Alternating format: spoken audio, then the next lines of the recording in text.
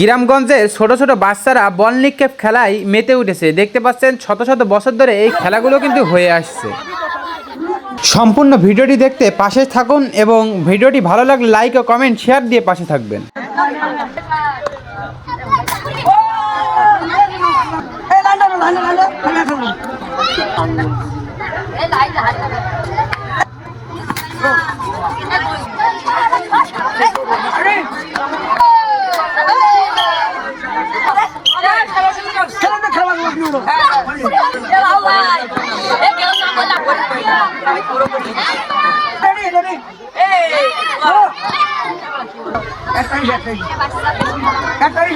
ভিতরে